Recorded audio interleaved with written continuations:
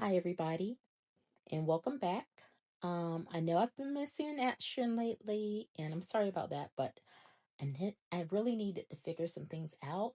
And anyway, I'm back now, and I just want to take a moment and thank all of you for staying connected to the space and doing my time away in a place so wonderful. No, I'm just kidding. But anyway, thank you for your patience and quiet support. I really appreciate you being here more than words can say. And all of you that are new here, welcome. I'm Sharon. So a little bit about this channel. I want to tell you, it started as a comforting creative space, but over time I realized I wanted to do more, share more, and just give more. And anyway, some of you may know, although I love dolls, my actual background is in counseling. And if you happen to be wondering why I'm not doing that right now, well, I made a whole video about all of that and we'll link it in the description. Anyway, I've always wanted to help people with their problems, and we all love dolls, so that's how the doll therapist was born. Now, this channel is still going to be about comfort and it's still going to be about softness, but now it's also about emotional clarity, reflection, and gentle guidance. So if you're here for warmth, understanding, and thoughtful conversation, you're in the right place. Now, let's gently move into today's topic, if I can get the words out. I have to confess, I am quite nervous because it's been a long time since I've done this and this is new the way I'm doing it. But anyway, bear with me. I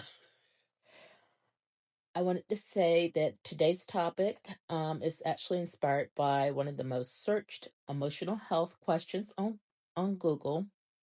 And by the way, if there are any topics you want me to discuss, feel free to leave it in the comments below. So, anyway, back to what I was saying. Today's topic is inspired by one of the most searched for questions on Google. It's a question people often ask themselves quietly, late at night, after confusing conversations, after relationships that leave them feeling unsettled. Okay, the question is this: am I dealing with a narcissist or am I just overthinking? If you've ever typed that question into a search bar, I want you to pause for a moment. Take a slow breath in and let it out. Now, you're not alone in asking this, and you're not weak for wondering about it. Let's start by easing some of the pressure. The word narcissist is used very often online and on television. Sometimes it's used accurately, sometimes it's completely wrong. So, not every difficult person is a narcissist, and not every painful relationship means you imagined things. Well, what matters most isn't the label, it's the pattern. That's what you got to look out for. Narcissistic behavior, when present, usually shows up over time, not in one argument or in one bad day, but in repeated interactions that leave you feeling smaller, confused, or emotionally drained. Now, many people begin searching this topic because they notice certain feelings in themselves, just feeling exhausted after conversations, second guessing their own memory, apologizing constantly, feeling responsible for someone else's emotions or feelings, being unsure about who they are anymore.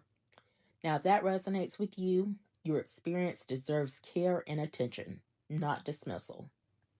Here's something important I want you to hear. You do not need a diagnosis to treat or trust your emotional experience. You do not need a label to honor how something affected you, and you do not need to prove yourself to set boundaries to feel like you matter. Sometimes the most supportive question isn't whether someone is a narcissist. It's more like, how do I feel after interacting with them? Do I feel calm or tense? Do you feel seen or dismissed? Do you feel grounded or like you're walking on emotional eggshells?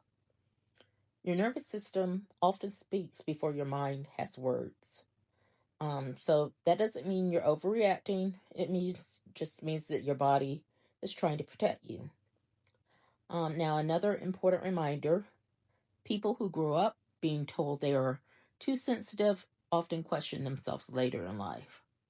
So they minimize their own feelings. They search for permission to trust what they are already feeling. If that's you, I want to gently say this: your sensitivity is not a flaw, it's information. And confusion is often a sign that something doesn't feel safe or clear. It's not a sign that you're imagining things. Now, this doesn't mean the other person is evil. It doesn't mean you need to confront or diagnose them. It just means that you're allowed to step back, reflect, and choose what feels healthiest for you. So, as this channel continues to grow, my intention is simple. I want to create a space where you can slow down, where you can think without being rushed, where you can reflect without being told you're too much or not enough. You don't have to figure everything out today. You don't have to have perfect clarity. You just have to stay connected to yourself. Now, before we end, I want to offer you a small grounding moment. If you can, right now, I want you to relax your shoulders. I'm doing it with you. Unclench your jaw. Let your breath soften. Now, I want you to remind yourself quietly, I'm allowed to trust my experience. I'm allowed to take care of my emotional well-being. And always, always remember that you matter. If this kind of clarity helped you, you're welcome to subscribe.